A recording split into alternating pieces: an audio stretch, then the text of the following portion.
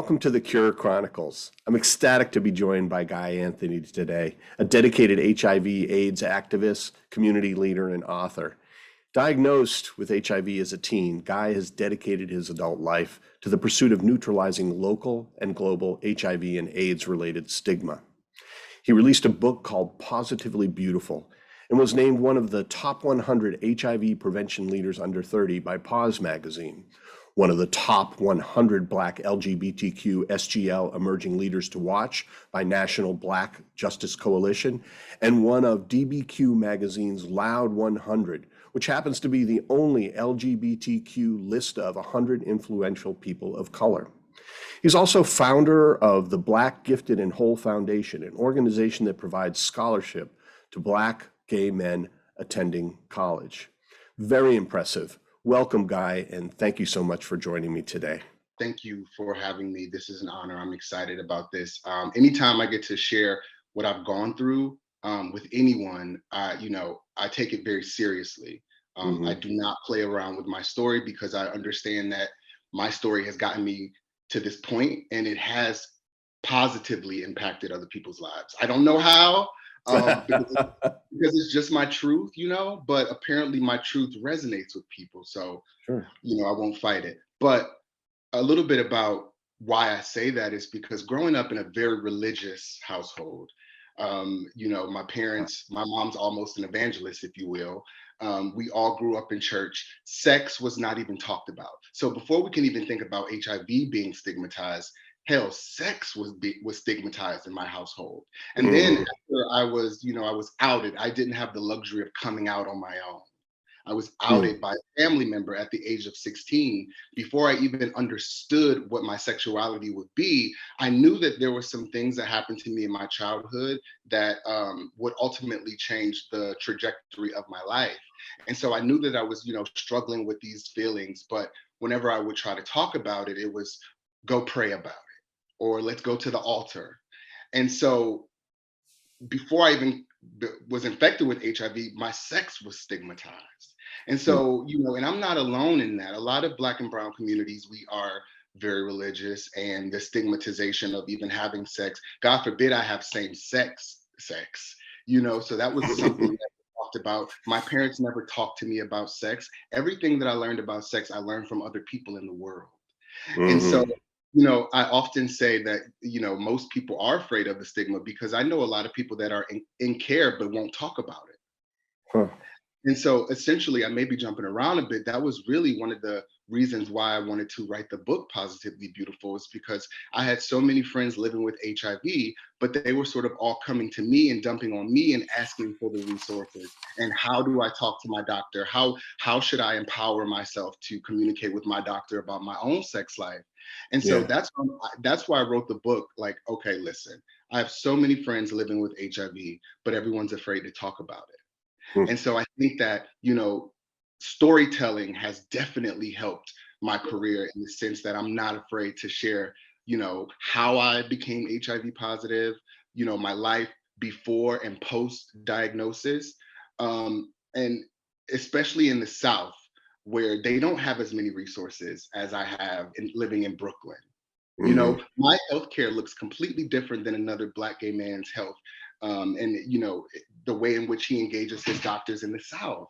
And so I just wanted to, not make an umbrella statement, but just let everyone know that, you could be in the South, you could be on the West Coast or the East Coast, and we're all living with this disease. And you may not be as vocal as I am about it, but you can talk about it. And here's the language to help you talk about it. Yeah. So this is your way of breaking through the stigma, is to be really Absolutely. open and genuine about your situation. And it sounds like people can go ahead and identify with you, but it also does seem like you've made some tremendous step forward in your own life, because one of the things that I saw in your book was a couple of concepts that I really that stuck out at me, that I was looking forward to talking to you about. One was the difference between living with HIV rather than being HIV positive.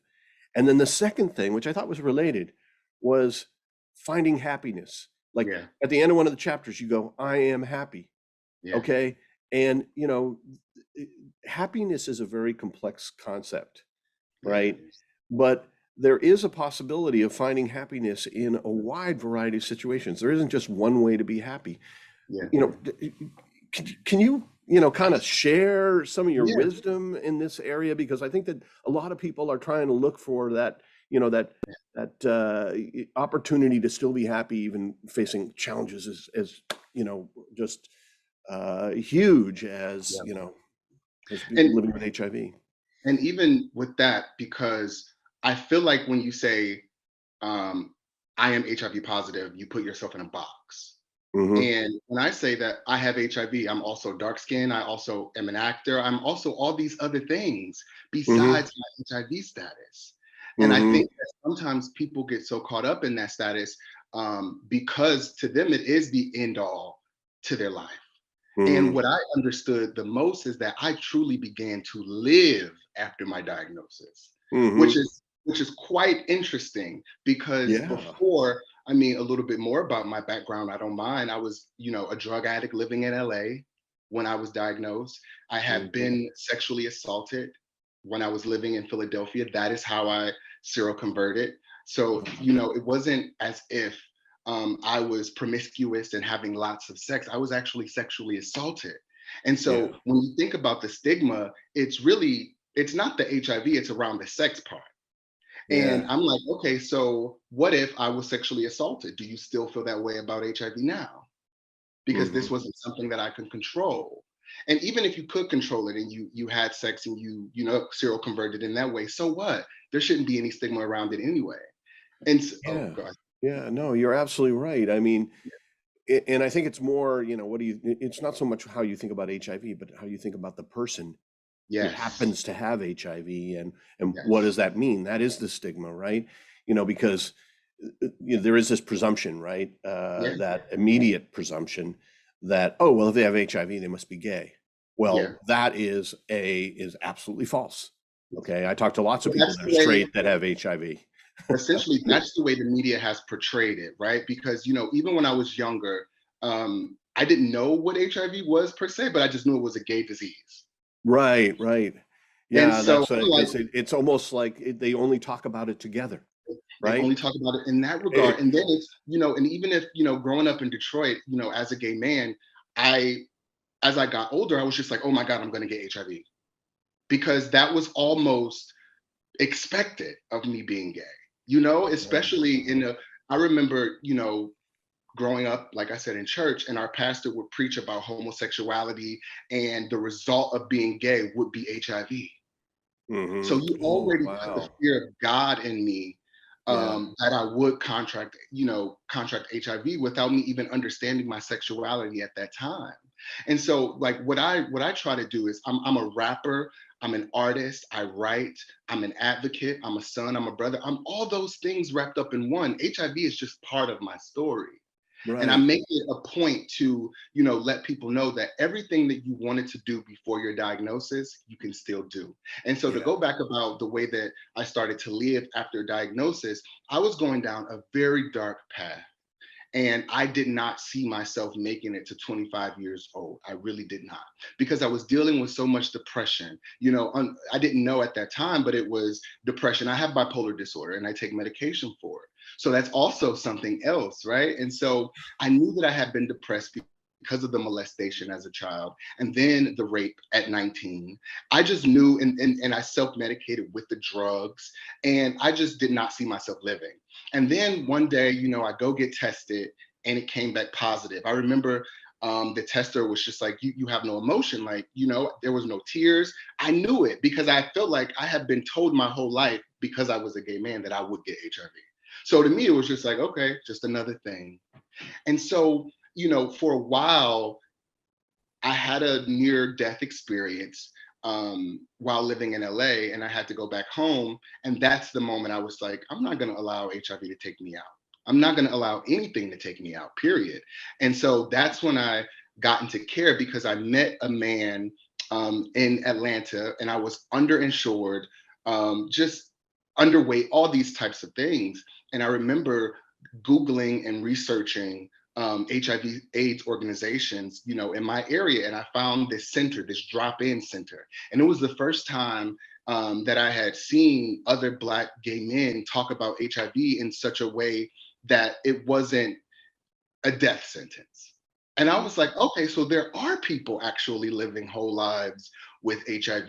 And I remember my mentor at the time, I was struggling with, coming out, disclosing my own status. And he told me, he says, Guy, if we don't tell our own stories, then our stories die with us, or people are left to determine the story about us.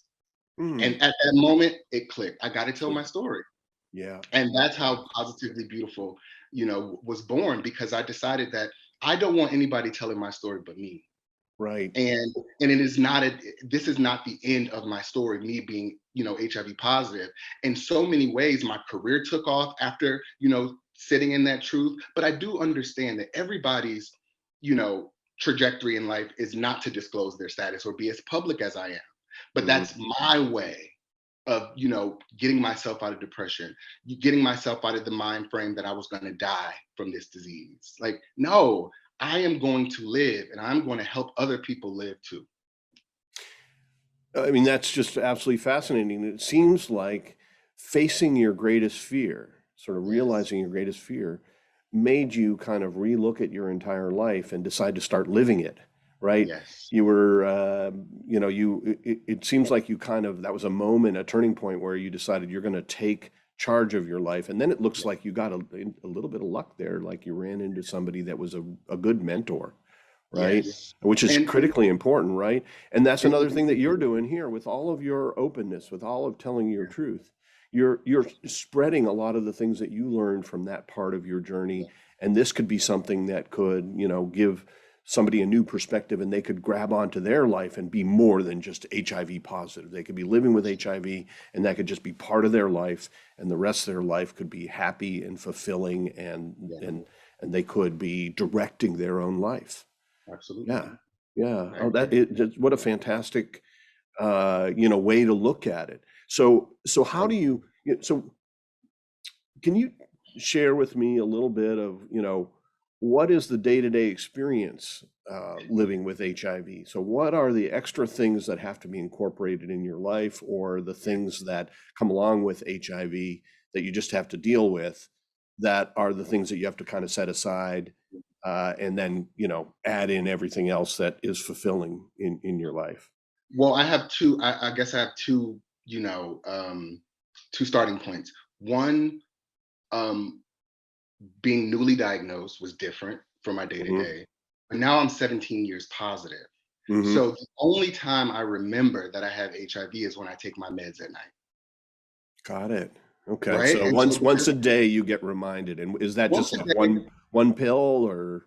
one pill a day, and that is mind-boggling to me, because, Yeah. and I owe it to my ancestors who had to take upwards to 30 pills a day in Yeah. 1986, the year I was born, right? And Hmm. all I have to take is one. How Oh, dare and I compare even the people that were taking 36 pills, most of them died it? from And that's HIV. what I'm And saying. now you take one, and your That's the expectation point. is a normal lifespan. I mean, And it's now, with Cabenuva, bi-monthly, I can take an injectable. So uh-huh. 6 times a year, I take my medication. I can, get injections, right? And so, Okay. that just it's mind blowing that my ancestors had to, do so much and fight for us. So the ACT UP people, even Yeah. some people in my life, Marlon Riggs, Essex Hempsfield, who are my ancestors, who died before, recognizing that they could live because they didn't have the opportunity to. And Yeah. so, if I just have to take one pill a day, it's worth it, because they put in so much work for me to get that one pill. And so, Yeah. but I do Yeah. say, when I was newly diagnosed, it was such a burden, because, I did not have my own place. So I was living with people. I was underinsured. And so the stigma there was, okay, now I have to take this medication. Where do I even store my medication? Right. Hmm. So that's what, like, when you're living with someone and you haven't disclosed your status, you're kind of at the mercy of other people being in the room or being at home. So you have to sneak off and take medication, or you just bypass taking medication altogether. Yes, these are real things that are happening with Wow. people. And that's why I Yeah. always say, what we're lacking at across the board are the wraparound services that people living with HIV deserve. Right. So now I'm newly diagnosed.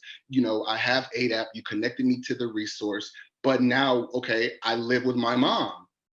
I don't want her to know I have HIV. You know, where do I store my medication? What about my food insecurities? Do I have enough food to take my medications with? There are so many things that a lot of people are dealing with that I don't have to deal with because like you said, I got a little lucky. I moved to a place like DC where pretty much everyone is insured, right? And then I Mhm. moved to a place like New York where the moment you test positive in New York, you are guaranteed a housing voucher, and you get a Metro Pass, and you get food stamps. Right. So those wraparound services, but I have to be cognizant that someone in Mississippi, a Black gay man, or anyone living with HIV in Mississippi, they're not going to get a housing voucher. They're not going to get access, available access to the doctors to and fro. Like, how am I supposed to get to my visits? So these are so many things that a lot of people like me are really dealing with. And it takes people like me that only thinks about it one time of day to advocate for them. Hmm. Hmm. Yeah, I think it is neat that you call back to those activists of the Yes. '80s, because if Oh they my. hadn't gotten the attention that they received by Yeah. forcing themselves on politicians and leaders and things like that, They fought for us they from would, from that they point. could have taken twice as long to develop what we have Absolutely. today, right? And so Yeah. my offering is to advocate for, I work in corporate America, I work with pharmaceutical companies, and oftentimes I'm the only Black man at the table. And then I'm the only Black man with HIV at the table. So there are so many people making decisions about my life without my input. And the lives of people like you, right? But one of the things that you said in your book is that 3% of gay Black men become infected. I mean, well, if that's the case, right? If you look at the general population of the United States and the rate of HIV infection, that is huge. That's huge. And it's That's gone up even, since then. It's gone yeah, up since yeah. then. So, like, how could you not be represented in, Yeah, sort of all of the thinking? That's a market by itself, yeah. right? And that's why I wrote the Yeah, book.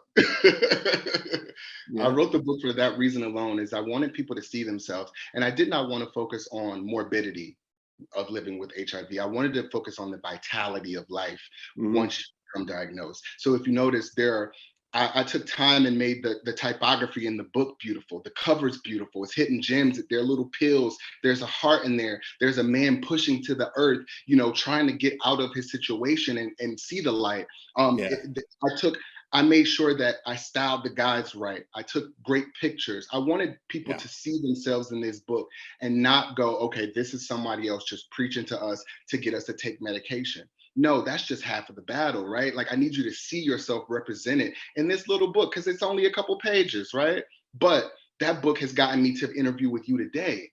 So it's Uh, not just a little book, right? It's yeah, something well, that, no, I mean, you've done so much more than just the book, too. I mean, well, that was the like that started it off. Like, people, really? I would have not Wow. gotten a job as a That was your treatment little coordinator. work. That was your work of art that actually It was sort my of work of art. brought people to the table. That's Yeah, amazing. Yeah, and it yeah. is a work of art. I mean, I think Thank what you. you're talking about in terms of the thought that went into the cover graphic, and Yes. you know, the way that you presented the folks in that book. Of course, they are in. I'm not gay myself, but I recognize that those guys are incredibly attractive guys living with HIV, right? Yeah. And Yes. you made them look beautiful. You made them look like they were living a life through those Yeah. pictures. And then Thank you you. let them tell their own story Yes. and I love that thing where they write letters to their old selves, right? Yes. And you see that they made a transition, Yes. from young to old.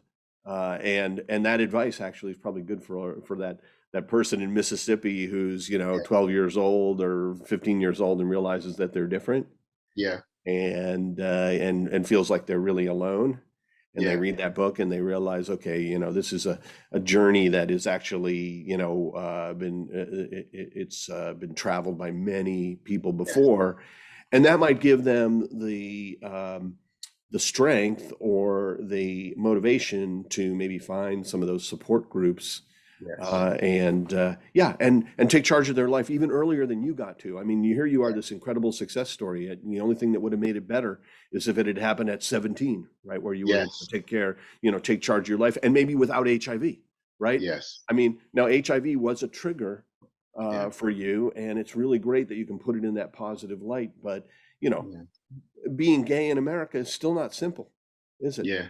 You know, No. it's they need heroes, they need role models, they need to know that they're not alone. And Yeah. then, you add HIV on top of that, and it's like, another reason to be in the closet, another I know. thing that you can't admit to people around you. I was Yeah. just blown away with, that you've admitted it to everybody. I mean, that's so Yeah. brave, but also I think, you move to a location where you can live a normal life, because of course in the New York area, all right, well, this is just a thing, right? No one cares.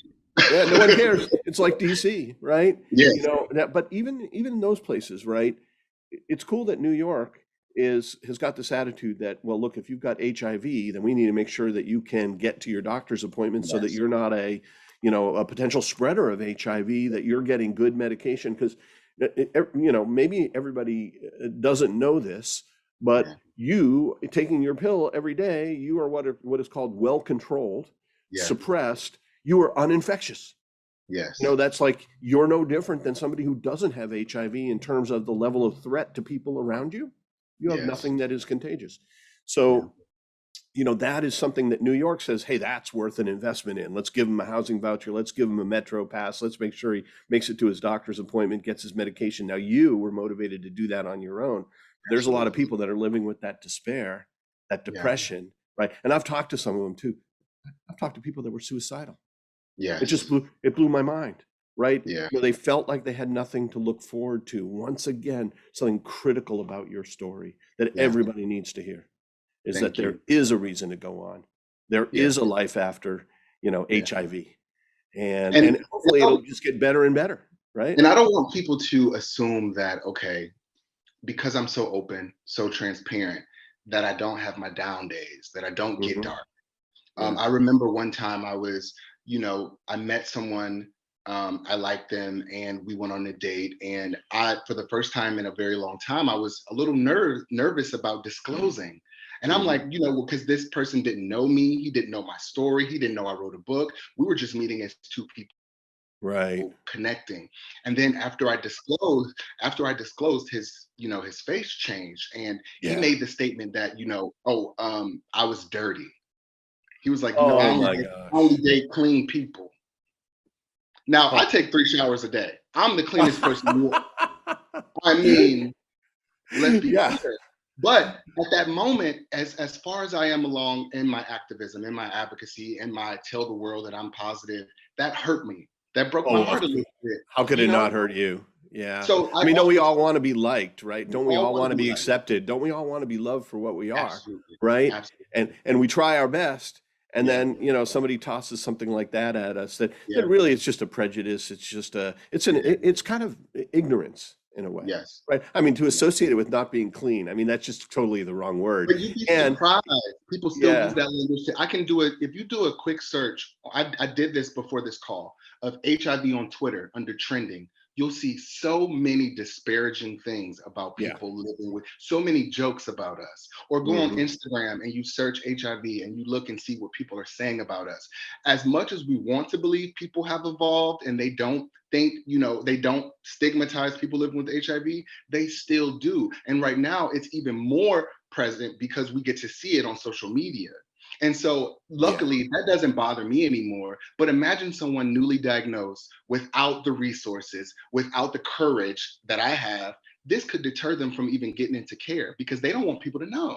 And Yeah. so, that is why it's important that I consistently stay in front of the media and show them, like, you can live a full life, and talk about my drug abuse, talk about the molestation, talk about the rape, because a lot of people are going through that too, but they don't have the language. And so I'm Hmm. hoping that I'm giving them some sort of language to articulate their feelings and get the help that they need. But it's really difficult with this generation because we all live on our phones. And imagine seeing HIV dirty, clean, unclean on social media. Like, that is Hmm. it's really heartbreaking. Yeah, So yeah, we're seeing that in so many different areas of young people's lives, and how social media and everybody's yeah, addiction to it, and the fact that people can now anonymously snipe at others, yeah, through social media with anonymity, and yeah, they and that this is a natural thing. Like when you go to the playground, the little kids, they feel better about themselves if they can put other people down. And I don't think that adults outgrow that in all No, cases, right? you don't. Sometimes, the reason that they lash out at a vulnerable community, or or they go ahead and embrace these prejudices, is just because of their own fears, Yeah, their own insecurities, I agree. their own kind of lack of self-esteem. And so, they go, well, if everybody around me is, down a notch, that Yeah, makes them feel better.